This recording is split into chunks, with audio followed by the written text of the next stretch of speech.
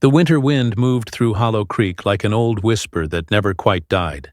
Snow hung heavy on the pine branches, muting the sound of everything except the river's slow, steady hum.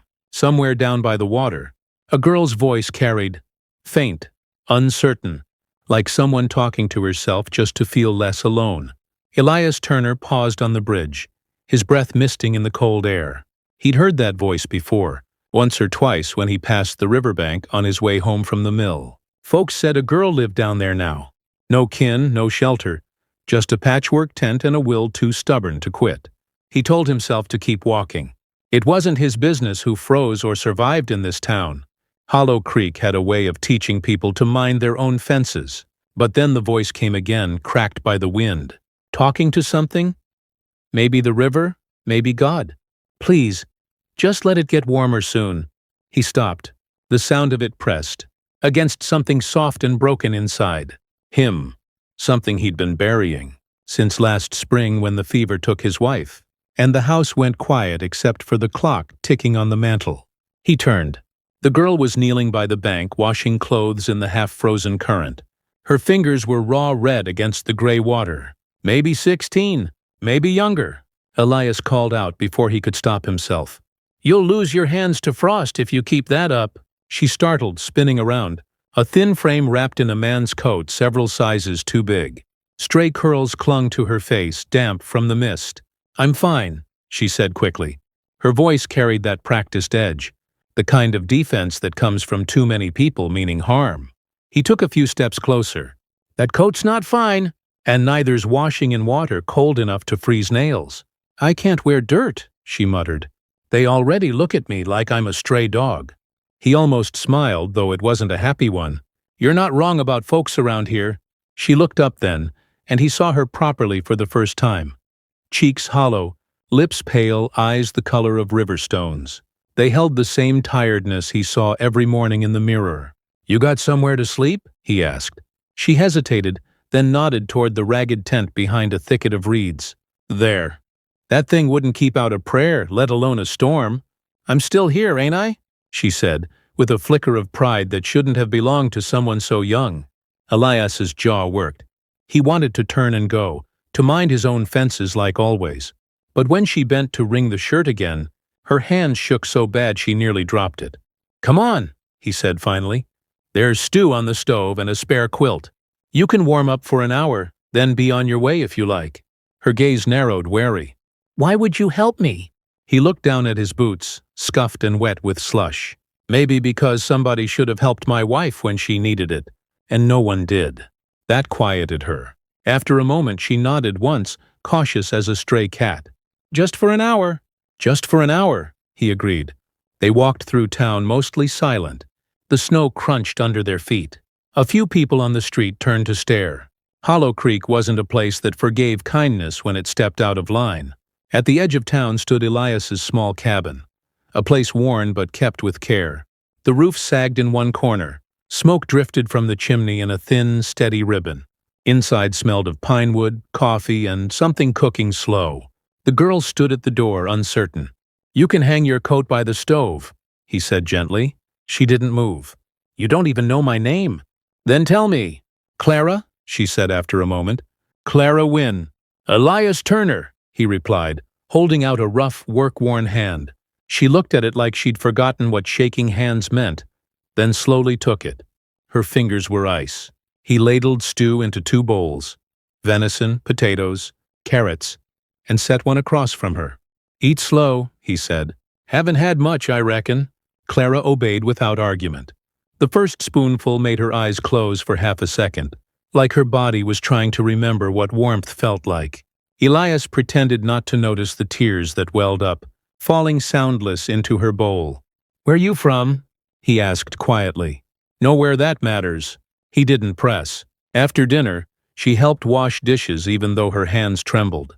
When he told her to sit, she only said, If I sit too long, I might forget how to get back up. Elias watched her for a moment. The firelight softened her sharp edges, turned her from a river ghost into a person. He felt something stir. Not love, not yet, but recognition. A familiar kind of broken. When she finally rose to leave, he offered her a real blanket. I'll bring it back, she promised. Keep it, he said. I've got another. She paused at the door, looking back at him like she didn't trust the moment to be real. Thank you. He nodded once. Get some rest, Clara Wynne. When the door closed, the room felt bigger and emptier. Elias stood for a while staring at the flame, thinking how the world could still surprise a man who'd stopped expecting anything from it. That night, sleep didn't come easy. The storm outside had worsened.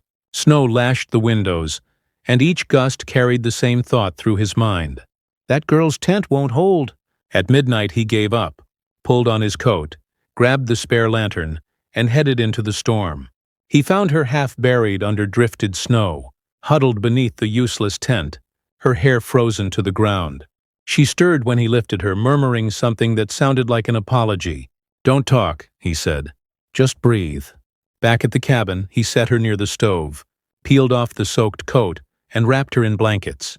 Her lips were blue, skin cold as stone. He stayed beside her until the color returned, to her cheeks and her breathing. Evened out. When she finally woke, the light outside had gone pale with morning. Her eyes flickered open, confusion clouding them. Why'd you come back? Because I couldn't sleep knowing someone might freeze when I had a roof. She swallowed hard. People don't usually come back for me. Well, Elias said, stirring the fire, maybe people been wrong about you. She didn't answer, but her eyes softened just a little. Days passed. The storm cut off most roads and the town hunkered down. Clara stayed, at first out of necessity, then because neither of them said otherwise. She helped chop kindling, fetched water, even mended his shirt one afternoon without being asked. You sew? He asked, surprised. My mother taught me. Before... She trailed off, staring at the thread in her hand. Before she passed? She nodded. Fever. Took her and my brother both. Elias didn't speak. He just handed her a mug of coffee, the steam rising between them like a kind of peace offering. The days settled into a quiet rhythm. She'd hum while sweeping, soft tunes he didn't recognize. He'd carve wood at the table, the knife steady in his hand for the first time in months. But outside the cabin walls, gossip was growing like mold. By the third week, Reverend Moore paid a visit, hat in hand and face tight with concern. Elias, he said, stepping onto the porch. There's talk. Folks saying you've taken in a girl from nowhere. You know how this town gets. Elias leaned against the post. Let them talk. Your name's all a man has here. Then it'll have to stand for something worth keeping. The Reverend sighed. You've got a good heart, but people twist good things when they don't understand them. Elias glanced past him toward the smoke curling from the cabin chimney. They'll get used to it. Inside, Clara was sweeping. She looked up when Elias returned, reading the trouble on his face. People talking? She asked quietly. He nodded. They'll tire themselves out. You could tell me to leave, she said. I could, he agreed. But I won't. That night, she cried quietly when she thought he'd gone to bed. He didn't move, didn't say a word, just listened as the sound broke something open inside him. He hadn't realized was still there. When morning came, the light through the window was soft and gold. Clara was already outside, feeding the chickens she'd taken to calling. Her ladies! She laughed when one pecked at her boot. Elias stood at the window watching, a small smile tugging at the corner of his mouth. For the first time since his wife's passing, the house didn't feel like a tomb. It felt like a home trying to remember itself. Later that week, Clara asked him, Do you ever miss her? He set down his cup. Every day. Doesn't it hurt keeping all her things around? It used to, he said softly.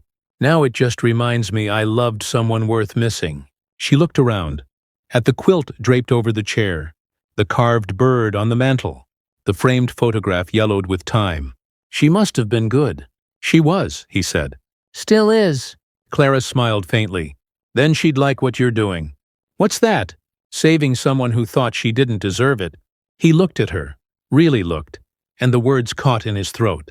I'm not saving anyone. Clara, I'm just giving what I should have given sooner. Outside, the river ran softer now, the ice breaking in slow surrender. Spring was coming, but change never arrived without a cost, and Hollow Creek was about to remind them both that kindness was the hardest kind of courage to keep. The thaw came slow that year. The river cracked open one morning with a sound like distant thunder, the ice giving way to the first rush of spring water. Snow melted off the eaves, dripping steady and sure, like the world itself was starting over. Clara stood by the window, sleeves rolled up, sunlight catching in her hair. She was humming again. That same soft tune, only now it sounded lighter, freer. Elias watched from the porch, coffee steaming in his hands. He'd grown used to her presence, the way she filled the silence without ever crowding it, the way her laughter softened the edges of the house. She wasn't just company anymore. She was proof that life could return to a place that had once gone still. But Hollow Creek didn't forgive easily. The first crack came from the storekeeper, Mr. Finch, who muttered loud enough for others to hear when Elias passed through town. "A widower playing house with a river girl," he said. "Shameful." Then came Mrs. Penmore from the church circle. "It's indecent, Elias. The Lord frowns on such arrangements." By the end of the week, whispers had turned into sermons. Elias ignored them as best he could, until the Reverend himself stopped by again, his face pale with concern. "You've stirred a hornet's nest," he said. "They're saying she's ruined, that you've forgotten your wife's memory." Elias's hands tightened on the chair he was mending. "If being kind to a girl with no one left is forgetting my wife, then maybe they never knew what kind of woman Ruth was." The Reverend sighed. "I know your heart, Elias, but others see only what they wish to see." "Then let them," Elias said, voice low but steady. "I'm done living small so people can stay comfortable in their judgment." The Reverend studied him for a long moment. "That's a brave thing to say in a town like this." "It's the only thing left worth saying." That evening, Clara found him sitting by the fire, shoulders heavy. "They're talking again, aren't they?" she asked. He didn't answer at first. The flames reflected in his eyes like guilt. "It's not right what they're saying." She sat across from him. "It doesn't matter. I've been called worse. It matters to me." "Why?" she whispered. "Because you've done nothing wrong." Her throat worked as she tried to smile. "You don't have to defend me, Elias." "Yes," he said quietly. "I do." The next Sunday, Hollow Creek gathered in the small clapboard church at the edge of town. The pews creaked as people shifted, whispering. Elias walked in with Clara beside him, her hands clasped tight, her head down. Every eye turned. He felt the heat of their stares, the weight of their scorn. He saw Mr. Finch whisper to his wife, saw Mrs. Penmore's mouth twist. He wanted to turn back, to protect Clara from it, but he remembered the night he found her half frozen by the river. And he kept walking. They sat in the second pew from the front. Reverend Moore cleared his throat, started the sermon, voice trembling at first, then steadying as he spoke. "Blessed are the merciful," he said, glancing toward them, "for they shall obtain mercy." The words hung in the air like a dare. When the service ended, the crowd moved slow toward the doors. The whispers began again, sharper this time. Mrs. Penmore stepped forward, blocking their way. "Elias Turner," she said loudly. "That girl doesn't belong here. Not among decent folk." The room fell silent. Clara's face went pale, her eyes wide with humiliation. Elias stood tall. His voice, when it came, was calm but iron-strong. "Her name's Clara Wynne, and she belongs anywhere decency exists, which, judging by your tone, might not be as wide a place as you think." Gasps rippled through the crowd. "You shame yourself," Mrs. Penmore hissed. "No," Elias said evenly. "I shame those who forgot what mercy looks like." He took Clara's hand. For a heartbeat, nobody moved. Then old Mr. Briggs, a quiet farmer from up the ridge, stepped forward. "He's right," he said. "Girl's done nothing wrong but live. Ain't that what we're all trying to do?" A few others murmured in agreement. The Reverend looked out at them, eyes heavy. "Let he who is without sin cast the first stone." Mrs. Penmore turned red, muttered something about disgrace, and stormed out. When they stepped outside, the sunlight hit bright and cold. Clara's hand trembled in his.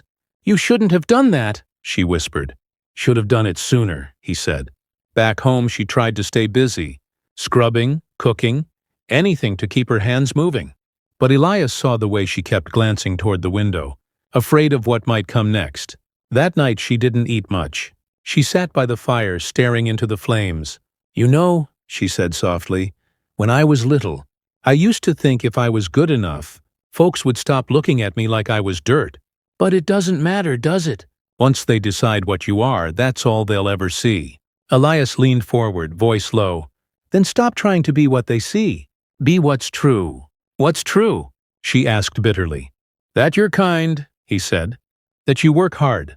That you make this house feel alive again. Tears welled in her eyes. You don't mean that? I do, he said. Every word. For a long moment, neither of them moved. The fire popped softly, casting golden light across her face. Ruth would have liked you, he said finally. Clara blinked, startled. She always said kindness was the only thing worth keeping, he went on. Guess I forgot that for a while. Clara's lip trembled. I don't deserve this, Elias. He smiled faintly. Maybe not, but neither do I. That's what makes Grace so damn beautiful. After that night, something shifted. Clara stopped flinching every time she heard voices outside. She walked into town with her head higher. People still whispered, but some nodded now. Slow, cautious nods that said maybe they were rethinking things. Martha Briggs, the farmer's wife, stopped her by the well one morning. You bake? She asked gruffly. Clara blinked. A little. Bring a loaf by Sunday. We're having supper after church. Don't mind the others. They'll come around. That Sunday they went. Elias carried a pie. Clara held her head like it weighed something precious. They sat at a long table under the oak trees, laughter mixing with the sound of the creek nearby. For the first time, Hollow Creek felt less like a cage and more like a town trying to remember its heart. Weeks passed. Spring turned lush and green. Clara planted flowers by the porch, bright splashes of color against the weathered boards. She'd hum as she worked, hair falling loose in the breeze. Elias carved again, small things mostly. A horse for the neighbor's boy, a bird for the windowsill. Then one afternoon a little wooden cross. He didn't say who it was for, but Clara knew. She placed it on the mantel when he was done, next to Ruth's photograph. She'd be proud of you, Clara whispered. He looked at her, eyes soft. Maybe she'd be proud of both of us. Summer arrived gentle that year. The river ran full and bright, washing away the last trace of ice. The cabin filled with small sounds, the clatter of dishes, the rhythm of work, the laughter that came easier now. But redemption never comes without scars. One evening, as the sun dipped low and the world turned gold, a rider came down the road. A man in a black coat, eyes mean and familiar. Elias stepped out onto the porch. Can I help you? The man dismounted, dust rising around his boots. Name's Samuel Kent, he said. Used to run the freight line up in Baxter. Heard you got something here that belongs to me. Elias frowned. You're mistaken. Kent's grin was slow and cruel. I ain't. The girl, Clara Wynne.